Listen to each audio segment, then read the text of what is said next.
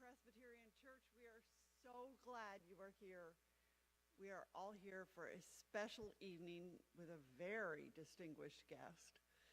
And so if you have not been to Trinity before, we want you to know that we've got restrooms in the back to my right, your left. And this will be a fantastic evening. We are so pleased to have you here. And if you have any questions about our church or want to come back sometime, please talk with us. The beautiful lady with the pink hair in the back can help you. I'd be happy to talk with you. And we are just delighted that you are here and know that no one is here by accident. We are all here for a reason. Thank you for being here. And we welcome you to this beautiful Christmas season. Thank you and welcome to an evening with Ebenezer Scrooge.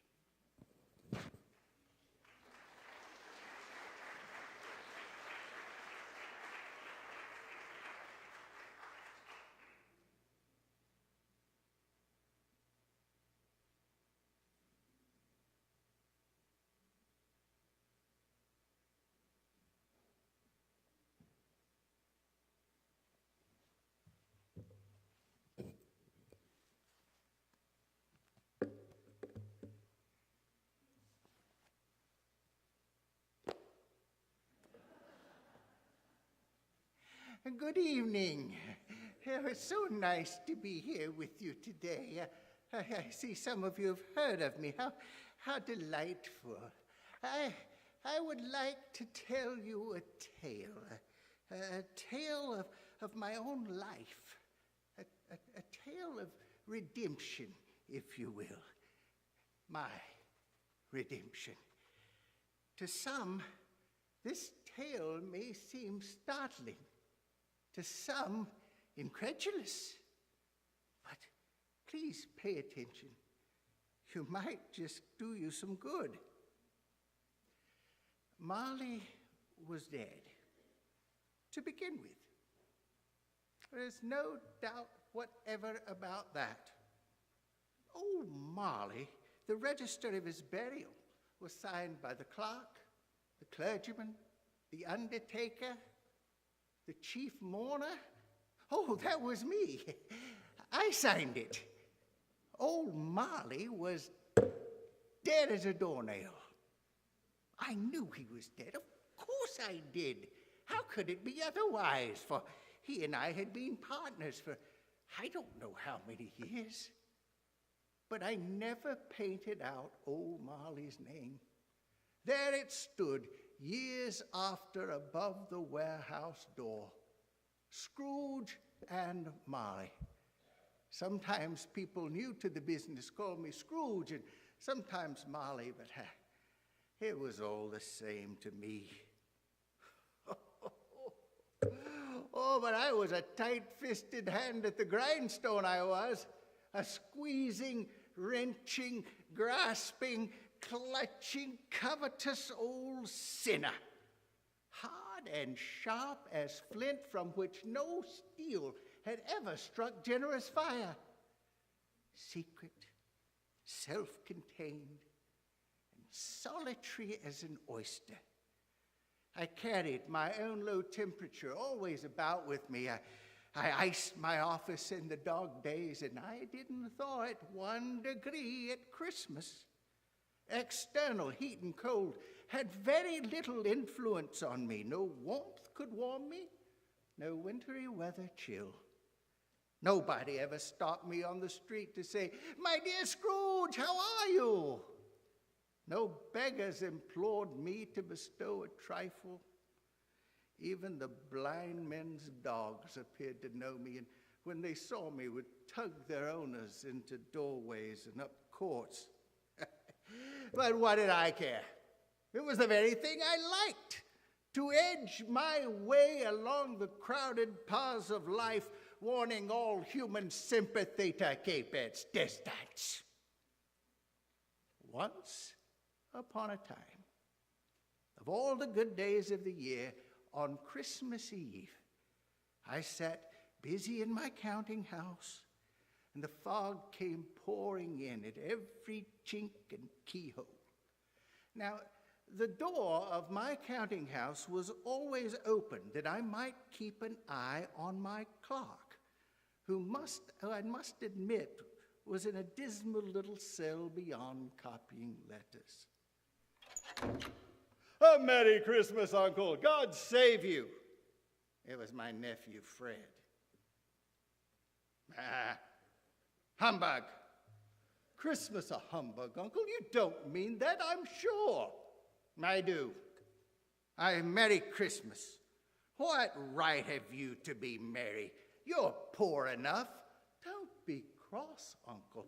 What else can I be when I live in such a world of fools as this? Out upon Merry Christmas. What's Merry Christmas to you but a time for paying bills without any money? A time for finding yourself a year older and not an hour richer. If I could work my will, every idiot who goes about with Merry Christmas on his lips should be boiled with his own pudding and buried with a stake of holly through his heart. Uncle, nephew, you keep Christmas in your own way and let me keep it in mine. Keep it? But you don't keep it. Well, let me leave it alone then. Much good it may do you.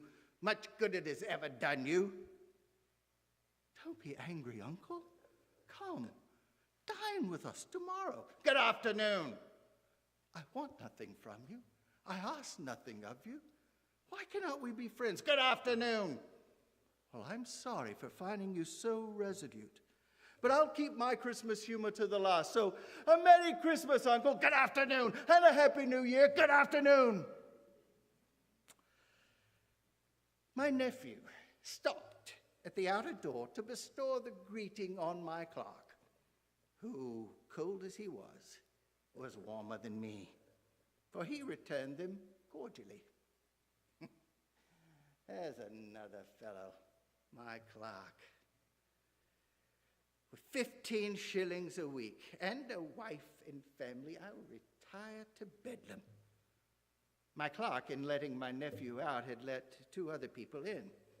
They had books and papers in their hands, and they bowed to me. Scrooge and Marley's, I believe. Have I the pleasure of addressing Mr. Scrooge or Mr. Marley? Mr. Marley has been dead these 7 years. He died 7 years ago this very night. Well, we have no doubt that his liberality is well represented by his surviving partner. At this festive season of the year, Mr. Scrooge, it is more than usually desirable that we should make some slight provision for the poor and destitute who suffer greatly at this time of the year. Many thousands are in need of common necessaries. Hundreds of thousands are in want of common comfort, sir. Are there no prisons? Oh, plenty of prisons, sir. And the union workhouses, are they still in operation? They are still. I wish I could say they were not. And the treadmill and the poor law are in full vigor then? Both very busy, sir. Oh, I was afraid by what you said that something had occurred to stop them in their usual course. I'm very glad to hear it. Under the impression, sir, that they very rarely furnish Christian cheer of mind or body to the multitude, a few of us are endeavoring to raise a fund to buy the poor some meat and drink and means of warmth. We choose this time because it's a time of all others when want is keenly felt and abundance rejoices. What shall I put you down for? Nothing. Oh, you wish to remain anonymous? I wish to be left alone. Since that is what you asked of me, gentlemen, that is my answer. I don't make merry myself at Christmas, and I can't afford to make idle people merry. I help support the establishments I have mentioned. They cost enough, and those who are badly off must go there. Sir, many can't go there, and many would rather die. Well, if they'd rather die, then they better do it and decrease the surplus population.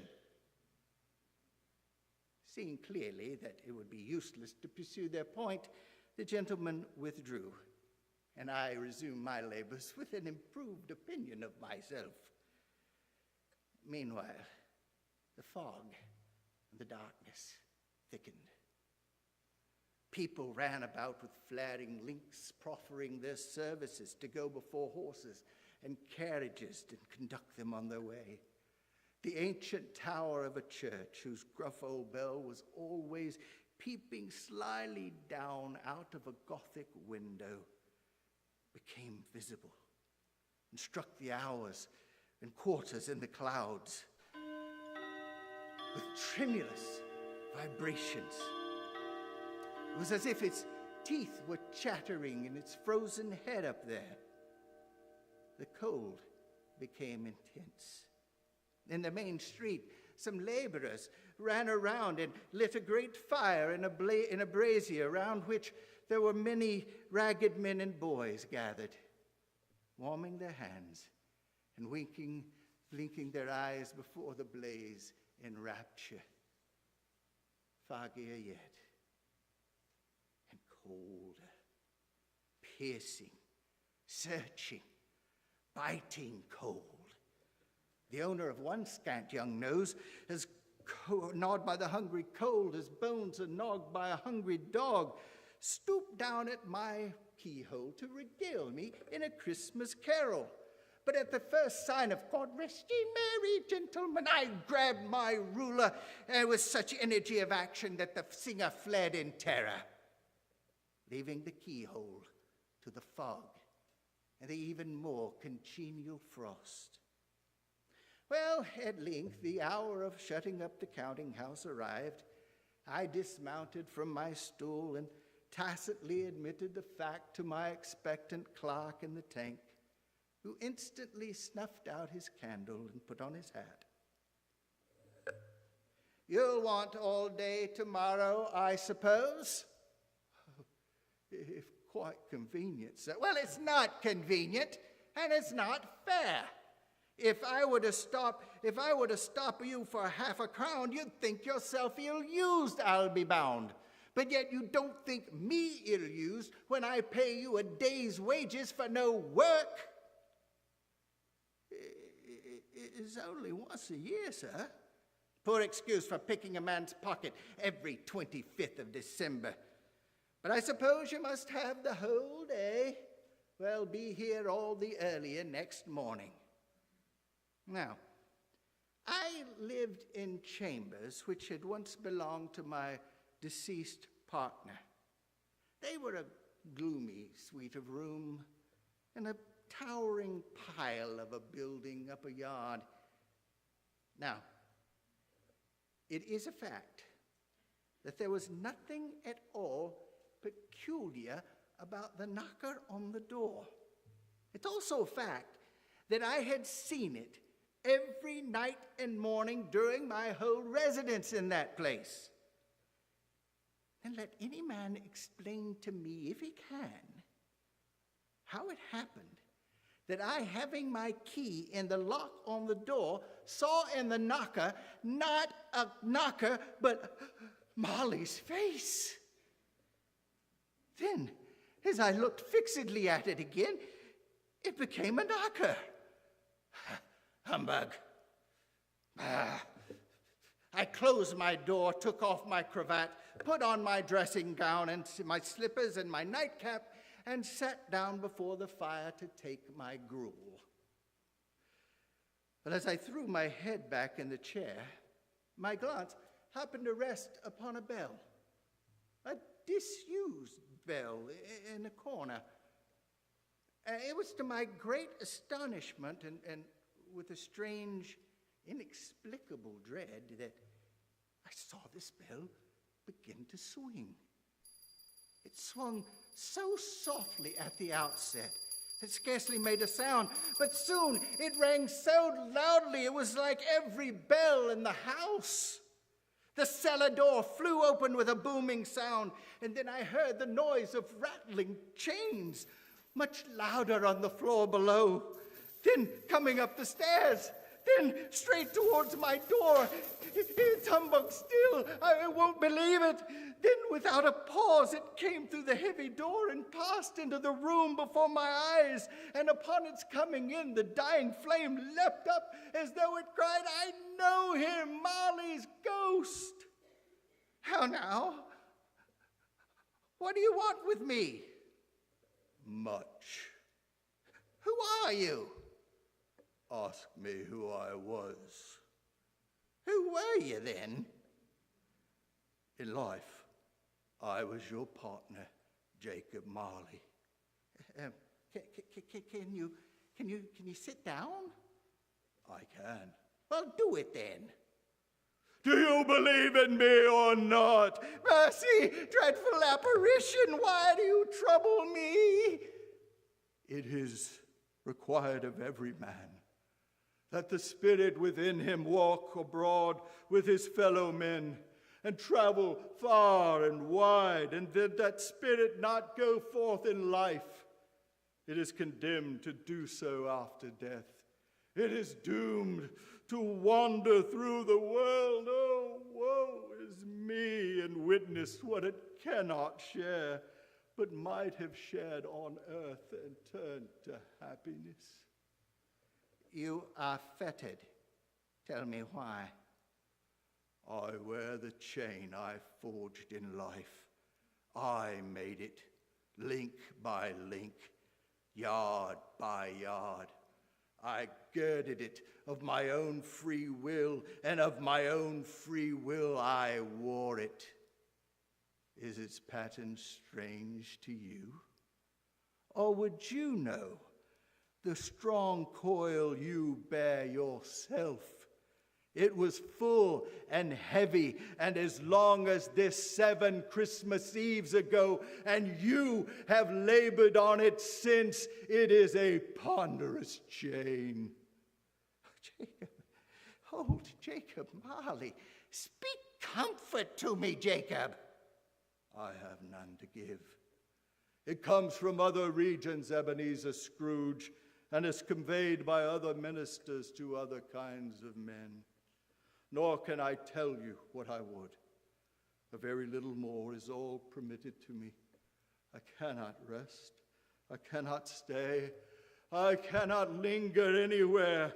My spirit never walked beyond our counting house. Mark me. My spirit never roved beyond the narrow limits of our money-changing hole. But you were always a good man of business, Jacob. Business? Business? Mankind was my business. The common welfare was my business. Charity, mercy, forbearance, and benevolence were all my business. The dealings of my trade were but a drop of water in the comprehensive ocean of my business. At this time of the rolling year, I suffer most. Why? Why did I walk through crowds of fellow beings with my eyes turned down and never once raise them to that blessed star that led the wise men to a humble abode? Were there no poor homes to which its light would have conducted me? You will be haunted by 3 spirits. Without their visits, you cannot hope to shun the path I tread. Expect the first one tomorrow when the bell tolls 1. Expect the second one on the next night at the same hour. The third upon the next night when the last stroke of 12 has ceased to vibrate. And look to see me no more. And look that for your own sake, you remember what has passed between us. When it had said these words, the apparition walked backwards from me, and at every step it took, it disappeared. And being from the emotion I had undergone, or the fatigue of the day, or the dull conversation of the ghost, or the lateness of the hour, my much in need of repose. I went straight to bed without undressing and fell asleep upon the instant. When I awoke, suddenly the chimes of a neighboring church struck the 4 quarters, so I listened for the hour.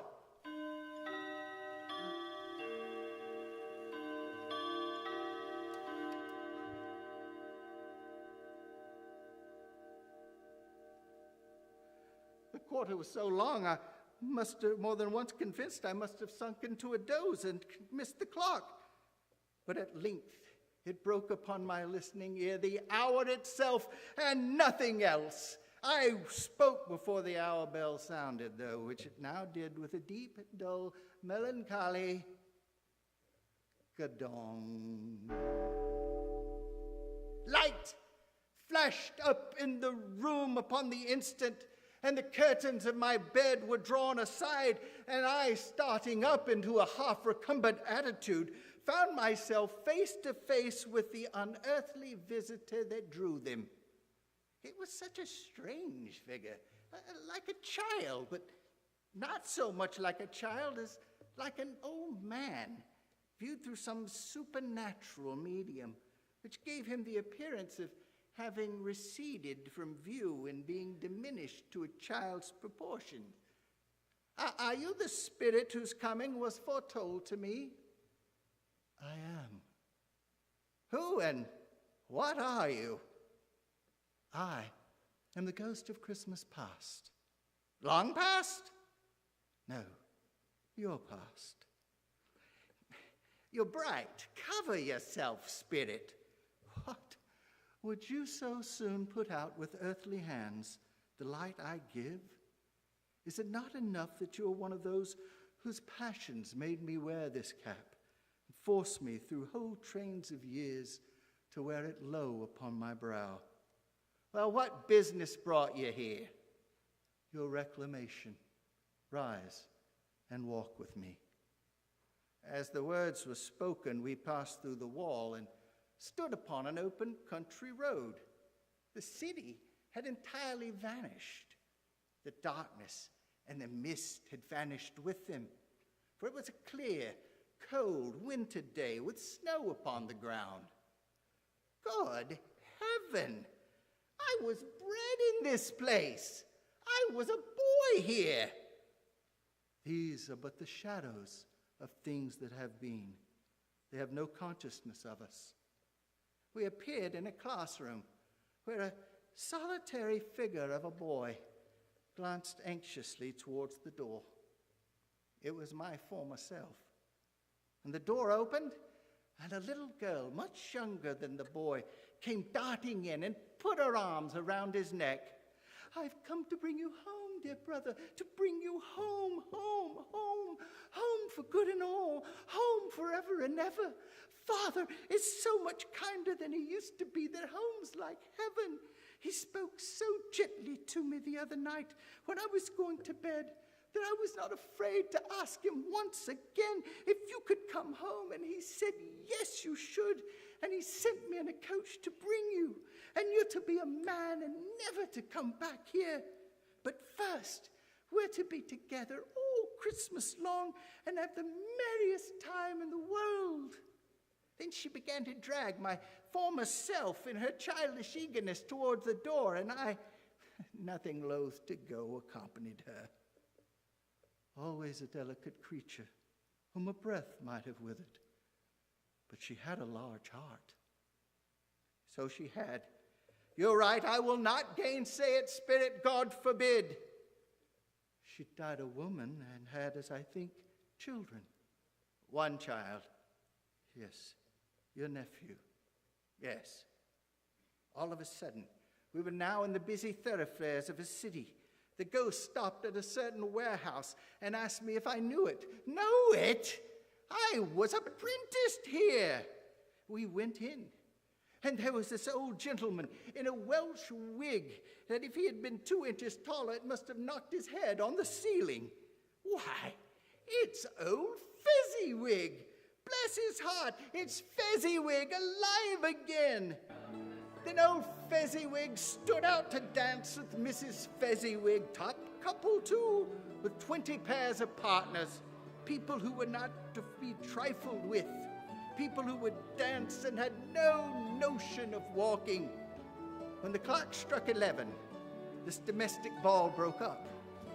Mr. and Mrs. Fezziwig took their stations, one on either side of the door, shaking hands with every person individually as he or she went out and wished them a Merry Christmas.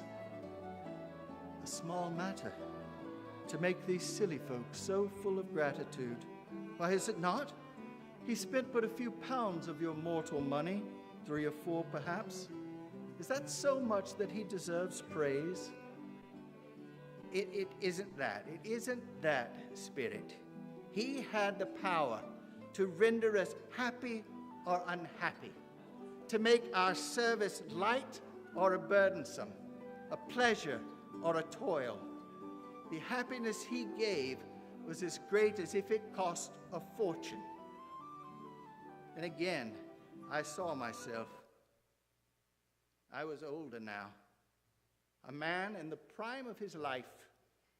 My face had not the harsh and rigid lines of later years, but it had begun to wear the signs of care and avarice.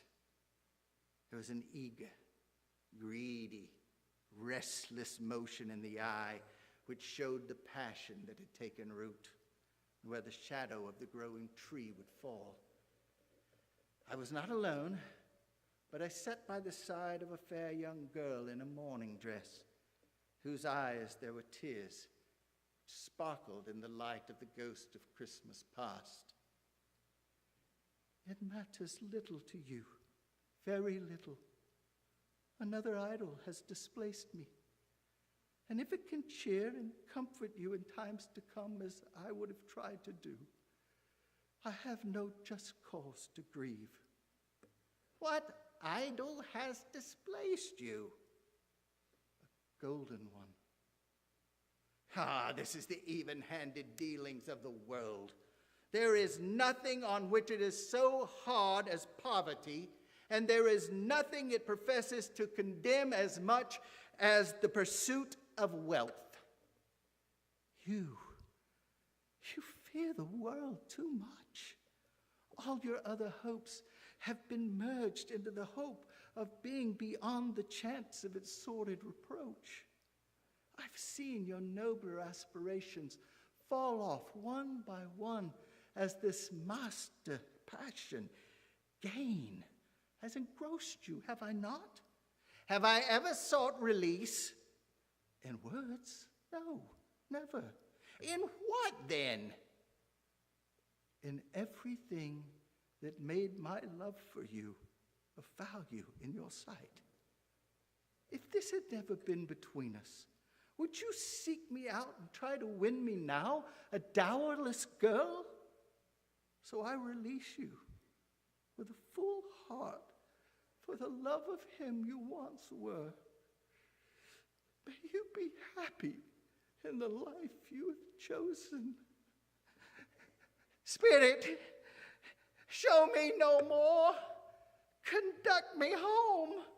Why do you delight to torture me? No more, no more. Show me no more. Leave me. Take me back. Haunt me no longer. I seized the extinguisher cap and by a sudden action pressed it down upon his head. I was conscious of being exhausted and overcome by an irresistible drowsiness, and further by being in my own bedroom. I gave the cap a parting squeeze in which my hand relaxed, and I barely had time to reel to bed before I sank into a heavy sleep.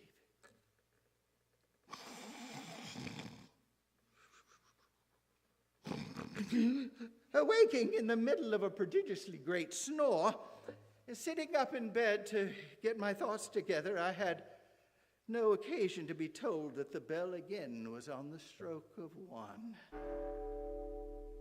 I was in my own room. There was no doubt about that, but it had undergone a surprising transformation. The walls and ceilings were so hung with greenery that it looked like a perfect grove, from every part of which bright gleaming berries glistened, and heaped upon the floor to form some kind of throne. Oh, there were turkeys and geese, game, poultry, brawn, great joints of meat, sucking pigs, long wreaths of sausages, mince pies, plum puddings, barrels of oysters, red hot chestnuts, cheeky-cheeked apples, juicy oranges, luscious pears, immense 12th cakes, and seething bowls of punch. It made the chamber dim with their delicious steam, but in easy state upon this couch there sat a jolly giant, glorious to see, bore a glowing torch in a shape unlike Plenty's horn, and it held it up, high up, and it shed its light on me as I came peeping round the door. Come in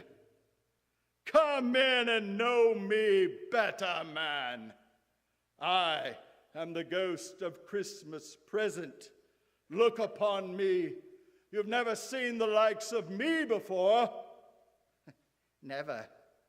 Have never walked forth with the younger members of my family, for I am very young.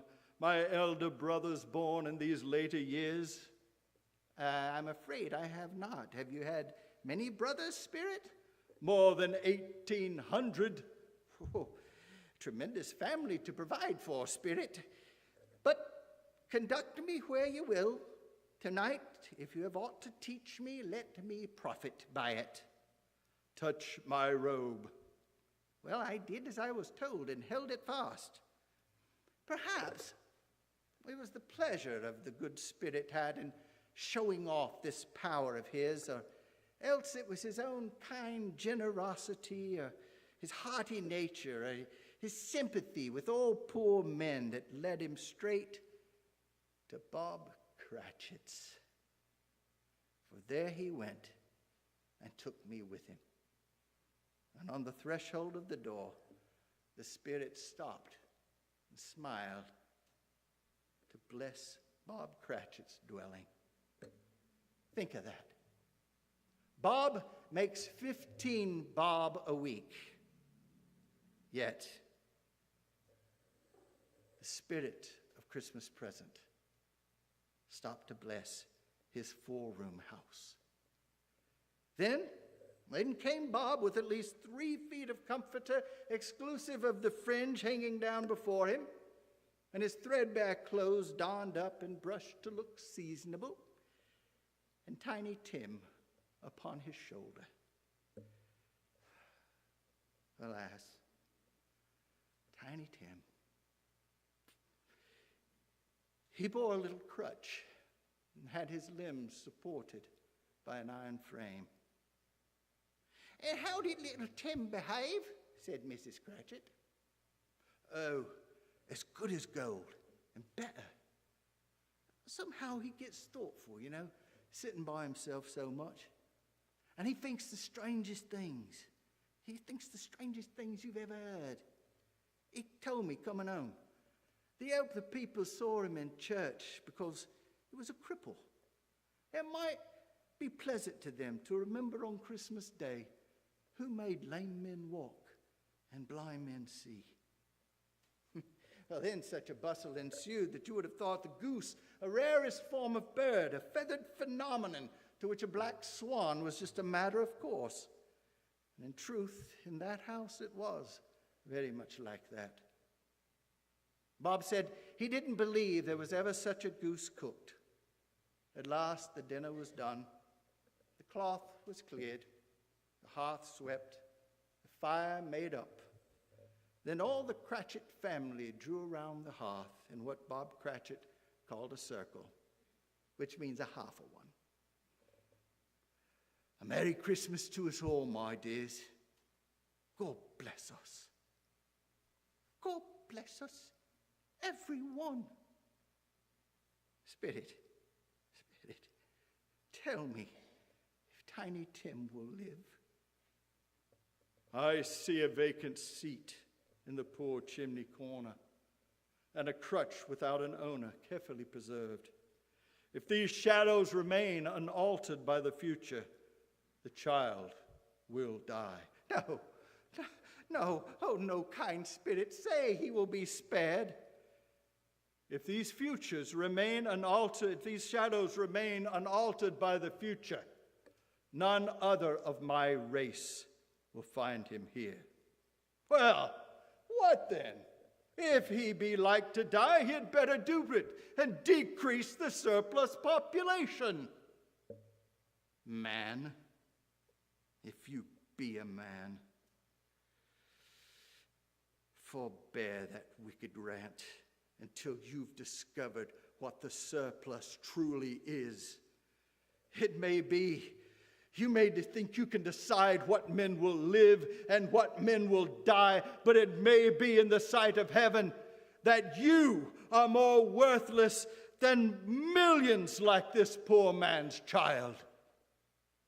From the foldings of its robe, it brought forth 2 children, wretched, abject, frightful, hideous, miserable.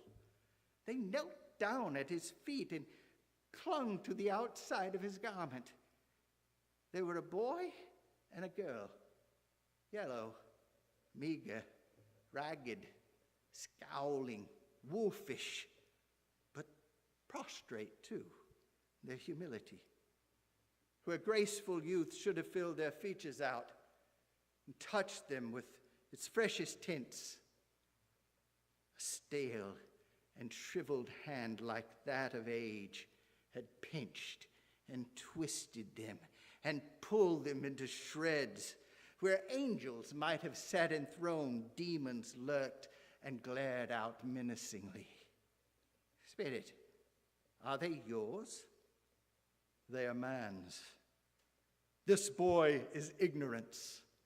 This girl is want. Beware of them both in all their degree. But most of all, beware of this boy, for on his brow I see that which is written, which is doom, unless the writing be erased. Have they no refuge or resource? Are there no prisons? Are there no union workhouses?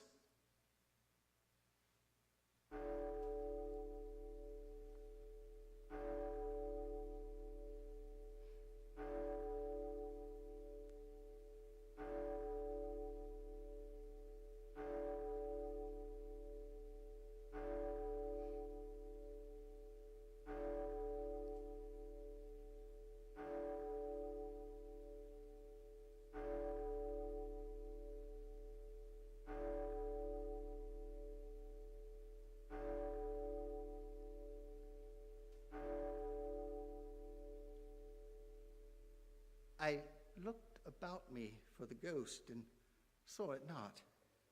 As the last stroke ceased to vibrate, I remembered the prediction of old Jacob Marley, and lifting up my eyes, beheld a solemn phantom, draped and hooded, coming like a mist along the ground toward me. The phantom slowly, gravely, silently approached. When it came, I had bent down on my knee, for in the very air in which the spirit moved, it seemed to scatter gloom and misery. It was shrouded in a deep black garment, which concealed its head, its face, its form, and left nothing of it visible save one outstretched hand. But for this, it would have been difficult to separate it from the darkness which surrounded it. The spirit neither spoke nor moved. I am in the presence of the ghost of Christmas yet to come. The spirit answered not, but pointed onward with his hand. Ghost of the future, I fear you more than any specter I've seen, but as I know your purpose is to do me good, and I hope to live to be another man from what I was, I'm prepared to bear you company. do it with a thankful heart. The phantom moved away as it had come towards me, and I followed in the shadow of its dress, which bore me up and carried me along. The spirit stopped beside one little knot of businessmen. Observing that the hand was pointed to them, I advanced to listen to their talk. Hey, when did he die? Last night, I believe. Oh, why? And what was the matter with him? I thought he'd never die. What's he done with his money? I haven't heard. All I know is he hasn't left it to me. The pleasantry was received with a general laugh. It's likely to be a very cheap funeral, for upon my life I don't know of anyone to go to it. Suppose we make up a party and volunteer. Well, I don't mind going if lunch is going to be provided, but I must be fed if I'm going. I knew the men, and I looked towards the spirit for an explanation. Suddenly, the scene had changed, and now I almost touched a bed, a bare, uncurtained bed on which, beneath a ragged sheet, there lay something covered up, which, though it was dumb, announced itself in an awful language. I glanced towards the phantom. Its steady hand was just pointing at the head. Spirit, this is a fearful place. In leaving it, I shall not leave its lesson. Trust me, let us go. Still, the ghost pointed with an unmoved finger to the head. I understand you, and I would do it if I could. But I have not the power, Spirit. I have not the power. We appeared on the street once more. Spirit, let me see some tenderness connected with the death. For that dark chamber, Spirit, is going to be forever present with me. We entered poor Bob Cratchit's house and found the mother and the children seated around the fire. Bob was very cheerful with them and spoke pleasantly to the family. And he broke down all at once. He couldn't help it. He left the room and he went upstairs and he went into a lighted room above. It was hung with Christmas and lit cheerfully. There was a chair that sat close beside the child. There were signs of someone having been there lately. Poor Bob sat down in it, and when he had thought a little, he composed himself and kissed the little face. He was reconciled to what had happened, and he went down again very happy. Spectre, Spectre, something informs me that our time to part is soon at hand. And I know it, but I know not how. Tell me, what man was that whom we saw lying dead? Suddenly, we were in a churchyard. Here then, the wretched man whose name I had now to learn lay underneath the ground. It was a worthy place. The spirit stood among the graves and pointed down to one. I advanced towards it, trembling. The phantom was exactly as it had been, but I dreaded that I saw new meaning in its solemn shape.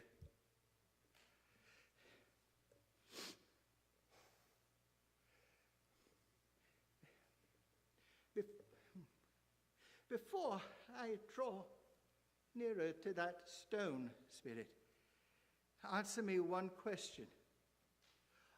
Are these the shadows of the things that will be? Or are they the shadows of the things that may be only? Still the ghost just stood pointing downward at the grave. Men's courses will foreshadow certain ends to which, if they are persevered in, they must lead. But if the course is departed from, the ends will change. Say it is thus with me, Spirit. Say it is thus. Spirit was as immovable as ever. So I crept towards it, trembling as I went, and following the finger, read upon the stone of the neglected grave my own name, Ebenezer Scrooge. Good Spirit, your nature intercedes for me and pities me. Assure me that I may change these shadows you have shown me by an altered life. I will honor Christmas in my heart and try to keep it all the year. I will live in the past, the present, and the future. The spirits of all three shall strive within me. I will not shut out the lessons that they teach. Oh, tell me I may sponge away the writing on the stone. Holding up my hands in a last prayer to have my fate reversed, I saw an alteration in the phantom's hood and dress, and it shrunk, collapsed, and dwindled down into a bedpost. Yes. And the bedpost was my own. The bed was my own. The room was my own. Best and happiest of all, the time before me was my own to make amends in. I will live in the past, the present, and the future. The spirits of all three shall strive within me. Oh, Jacob, Marley, heaven, and Christmas time be praised for this. I say it on my knees, oh Jacob, on my knees. I didn't know what to do. I was laughing and crying in the same breath and making a perfect buffoon of myself with my stockings. I was as light as a feather. I was as happy as an angel, as merry as a schoolboy. I was as giddy as a drunken man. A Merry Christmas to everyone. A Happy New Year to all the world.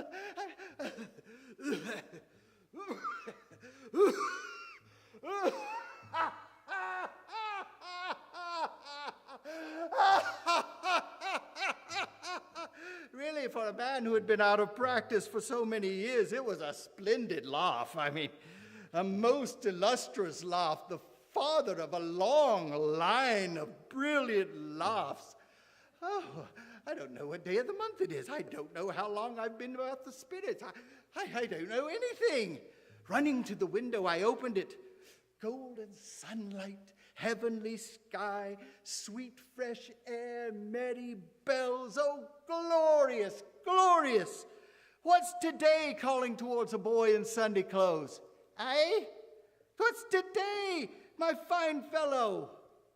Today? Why, it's Christmas Day. It's Christmas Day. I haven't missed it. The spirits have done it all in one night. They can do anything they like. Of course they can. Of course they can. Hello, my fine fellow. Hello? Do you know the poulterers in the next street but one on the corner? Oh, I should hope I do. Oh, such an intelligent boy, a remarkable boy. Do you know whether they've sold the prize turkey, the turkey that was hanging up there? Not the little prize turkey, the big prize turkey. Oh, the one that's as big as me. Oh, what a delightful boy. Pleasure to talk to him. Yes, my buck. It's hanging there now. Is it? Is it? Go and buy it. Tell them to bring it here that I may give them direction where to take it. Come back with the man, I'll give you a shilling. Come back in less than 5 minutes, I'll give you half a crown. I'll send it to Bob Cratchit. He shan't know who sends it. It's twice the size of Tiny Tim. Oh, I went to church and walked about the streets and watched people hurrying to and fro and patted children on the head and questioned beggars and looked down into the kitchens of houses and up into windows and found that everything could yield me pleasure. I'd never dreamed that any walk in anything could give me so much happiness. In the afternoon, I turned my steps towards my nephew's house. I have to tell you, I passed the door about a dozen times before I had the courage to go up and knock. But I made a dash and I did it. Well, bless my soul, who's that? It is I, your Uncle Scrooge. I have come to dinner. Will you let me in, Fred? Let me in. It's a mercy he didn't shake my hand off. I was at home in 5 minutes. Nothing could be heartier.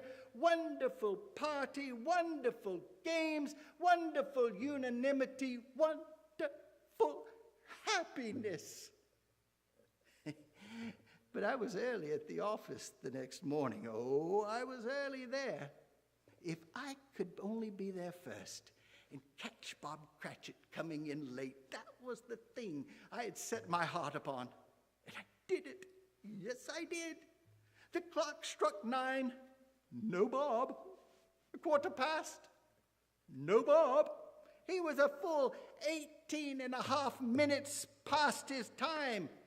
I sat with my door wide open that I might see him come into the tank. Hello? What do you mean by coming in here at this time of day? I'm very sorry, sir. I am behind my time. Yes, I think you are. Step this way, if you please. Now, I tell you what, my friend, I'm not going to stand for this sort of thing any longer. And therefore, I am about to raise your salary, Bob. A Merry Christmas, Bob. A Merry Christmas, my good fellow. A Merry Christmas that I have given you in many years.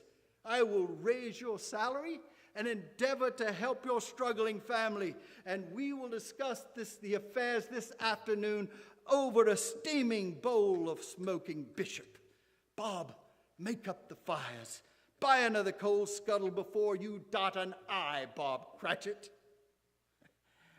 I was better than my word. I did it all, and infinitely more.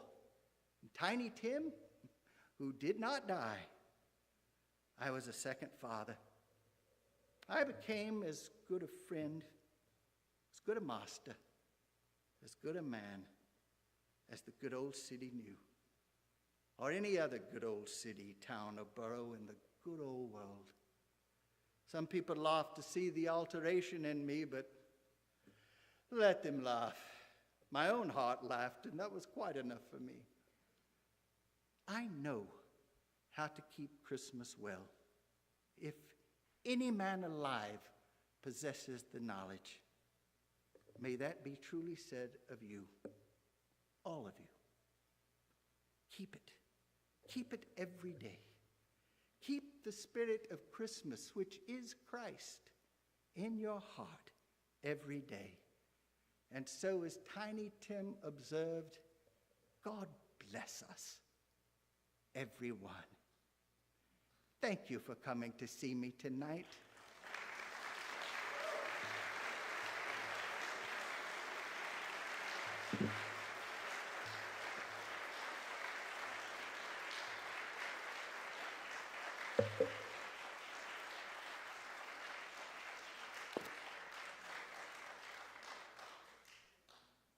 Take off my Scrooge hat, you get to hear the real me. I am the pastor, actually, of this church, so if you don't have a place to celebrate Christmas Eve, we would love to have you here. We're going to begin the festivities at 4:15. We've got a pair of young men. They are from Ukraine, and they are some of the top musicians in the world. In fact, the older brother is in the top 10 worldwide of clarinetists, and the younger brother is the top violinist for his age level. They will be leading us off 4:15 with a music performance, and then we will have our candlelight service. If you don't have a church at all, we worship right in here every Sunday at 10 o'clock. Thank you for coming, and I hope you have a Merry, Merry Christmas.